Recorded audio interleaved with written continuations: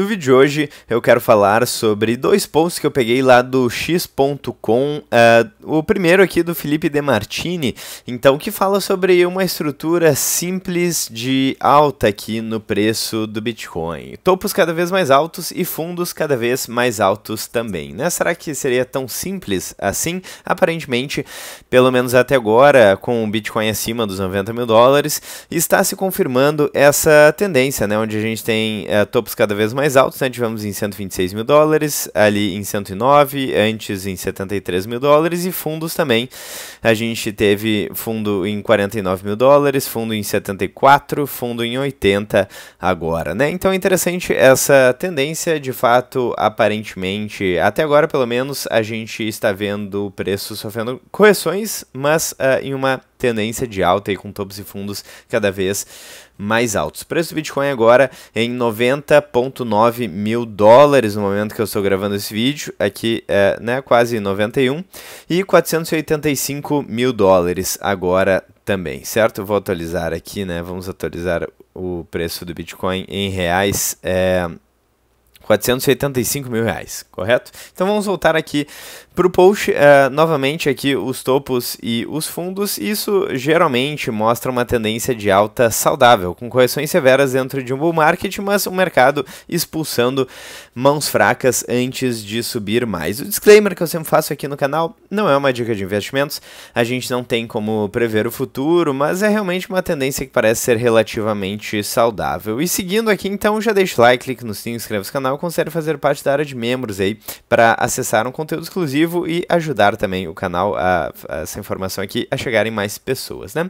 Bom, o que isso significa, então, essa tendência onde a gente tem topos e fundos cada vez mais altos, possivelmente, simplesmente convertendo, né, expulsando as mãos fracas e depois subindo mais, né? Mesmo com ETFs vendendo, medo aí no mercado, que o Fear and Greed Index chegou em 10 por algum tempo, e eu mostrei ali, né, geralmente é muito difícil o Fear and Greed Index ficar em um patamar tão baixo durante muito tempo em um ativo que vem se valorizando historicamente como Bitcoin.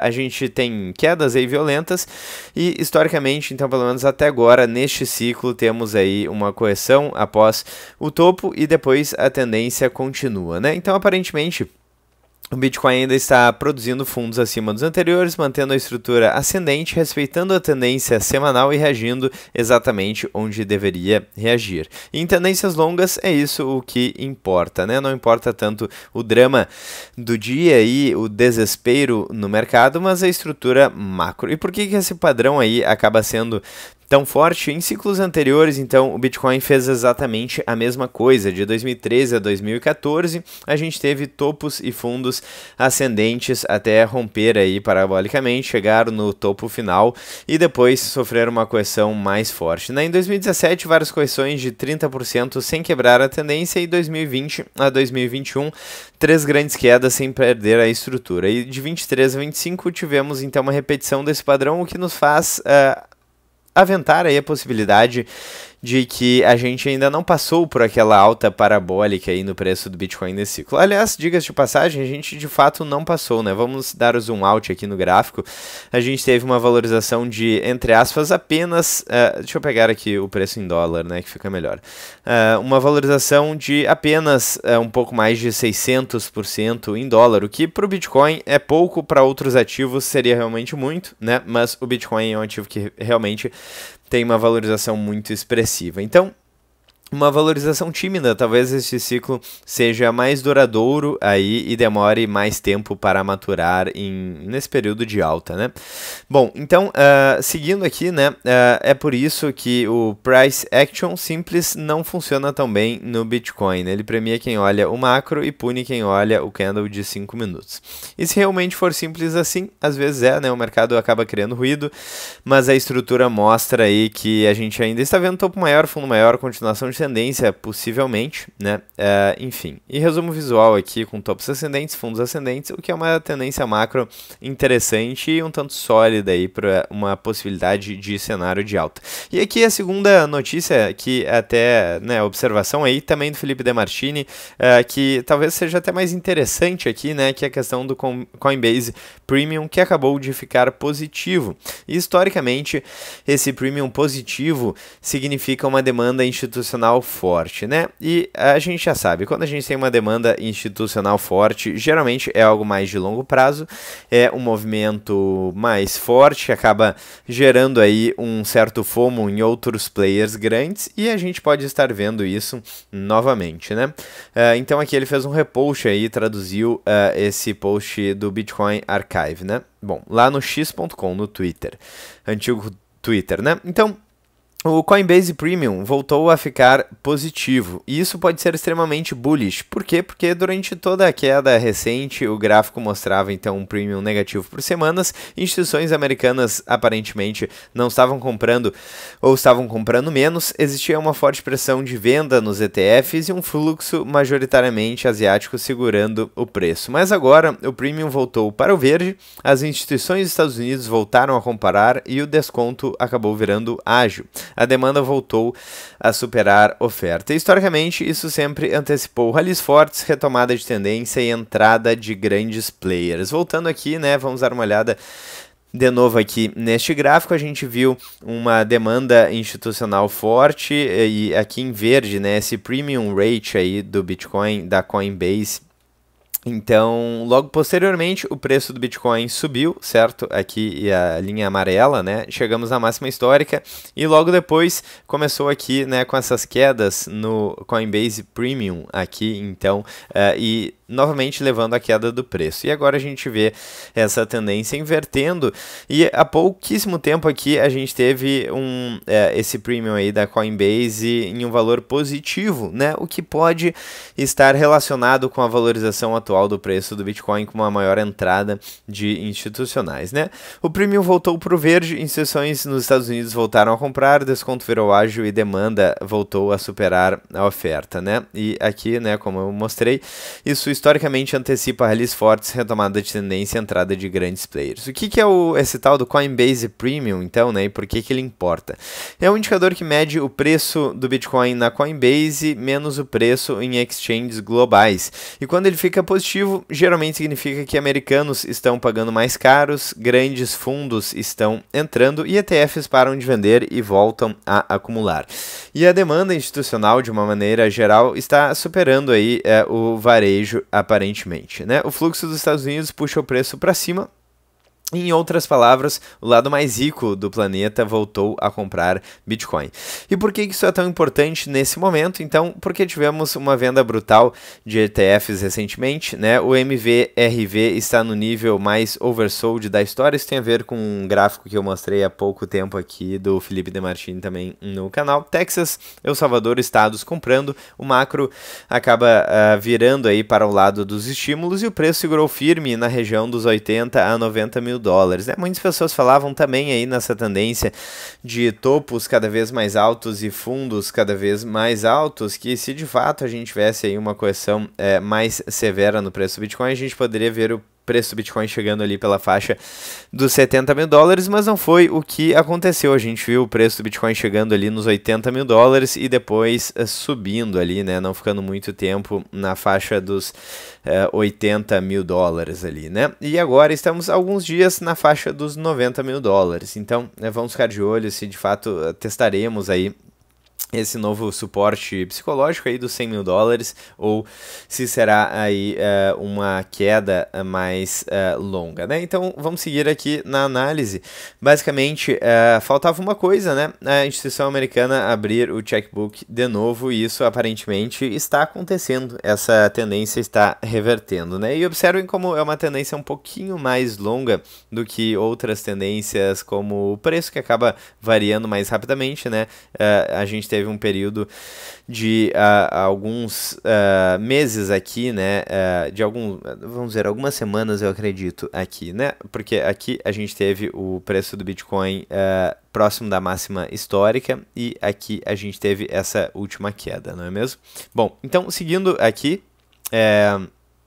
por que isso é tão importante? Então, porque realmente a entrada de ETFs e do mercado financeiro tradicional acaba influenciando outros players, até quando a gente fala de notícias, a maior potência mundial comprando mais forte, isso acaba gerando aí um certo FOMO no mercado, né? O que pode vir depois, então, com base nos últimos ciclos, quando o Premium ficou positivo logo após longos períodos no vermelho, então 2020, né, o Premium virou verde e foi um início de rally até $69 mil.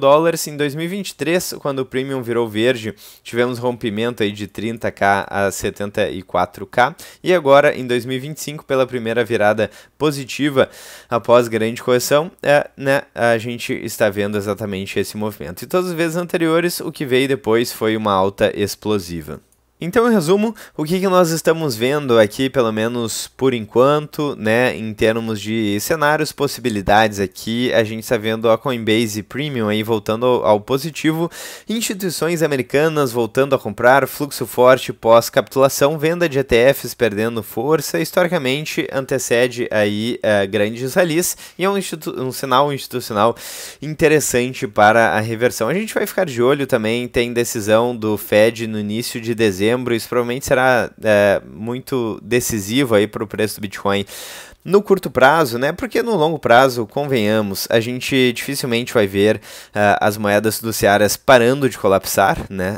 Como fica claro no gráfico de poder de compra do dólar, do real, do euro e de qualquer moeda fiduciária. É uma questão de incentivos, é uma questão de teoria de jogos aí, né? A gente tem políticos e burocratas se beneficiando da expansão da base monetária via efeito Cantillon, a gente paga a conta, né? Infelizmente, via inflação, e ao mesmo tempo a gente tem uma dívida crescente aí no mundo inteiro. Nos Estados Unidos ela já passa de 38 trilhões de dólares. Então, quando a gente fala aí de movimento institucional do Bitcoin, né, em relação a ETFs e por aí vai agora, né, que teve essa inversão de tendência, e também quando a gente fala de decisão do Federal Reserve, que deve acontecer agora no início de dezembro, e são coisas relevantes, né, no curto prazo, mas convenhamos que no longo prazo isso talvez não faça tanta diferença. Pegando aqui, por exemplo, o preço do Bitcoin, né, será que alguém que segurou o Bitcoin até hoje está muito preocupado se ele comprou o Bitcoin a $400 ou a $600, né? Eu acho que o fato dele ter comprado ou não é o que faz mais diferença aí no longo prazo. Então, enfim, vamos dar uma olhada aí nesses próximos dias. Provavelmente a decisão do Federal Reserve deve dizer muito em relação à liquidez global. Eu já mencionei aqui essa relação entre liquidez global e preço, principalmente Bitcoin, mas também de outros ativos, também ouro, também ações, SP500 e por aí vai, mas realmente a relação entre liquidez global e preço do Bitcoin acaba sendo muito interessante e muito próxima, né? O Bitcoin é um ótimo ativo para absorver a liquidez do mercado. E aqui, rapidamente, as principais notícias aqui sobre Bitcoin. A primeira falando sobre a leve alta e a valorização aí de 11% nos últimos 7 dias. A gente já vê aí uma percepção um pouco mais otimista, talvez, no mercado. Fear and Greed Index, indicador de medo e ganância.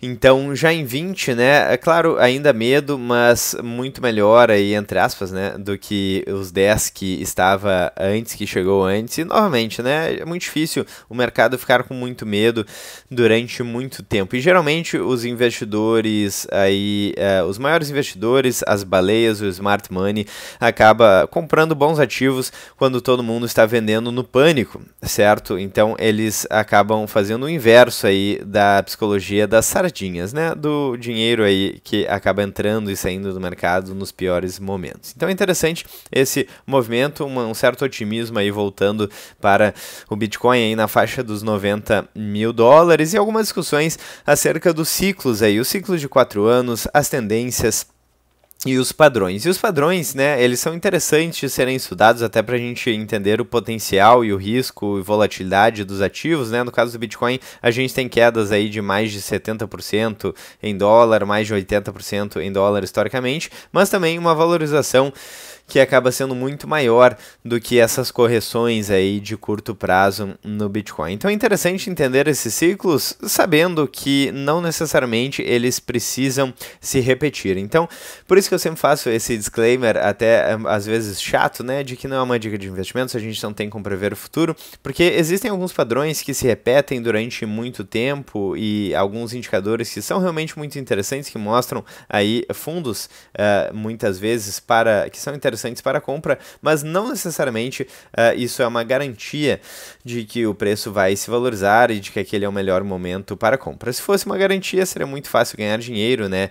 E precisa haver essa simetria de informação para que a gente possa ter aí um certo spread, uma certa diferença entre o valor real do ativo, né, o valor que as pessoas perceberão ao longo do tempo e o valor atual, né, e o Bitcoin aparentemente é um ativo que realmente vem demonstrando o seu potencial nesse sentido, com uma adoção cada vez maior, com cada vez mais pessoas e países, inclusive grandes empresas, instituições nessa corrida para o ouro digital, com um disclaimer que o Bitcoin é um dos ativos mais escassos que já existiu, 21 milhões de unidades e não tem mais o que fazer. Por mais que as pessoas demandem mais aí do Bitcoin, não tem como criar mais Bitcoin. Diferente de imóveis aí que a gente pode construir mais, até ações, né? Quando o mercado de ações está bombando, a gente tem mais ofertas de mais empresas. O próprio ouro, existe uma escassez física, mas existem alguns locais onde não era rentável minerar ouro e com o preço subindo acaba se tornando. Então, realmente, o Bitcoin é um ativo muito escasso e conforme a demanda vai crescendo,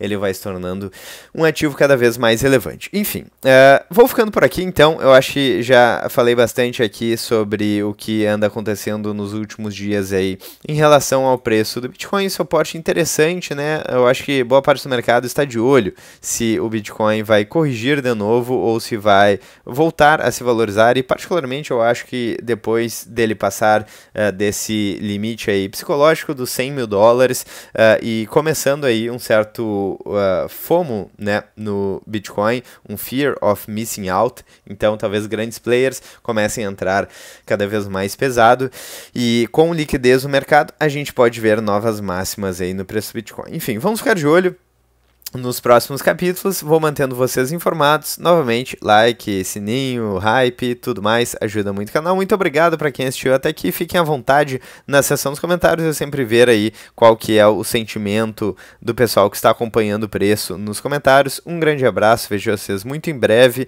no próximo vídeo do canal.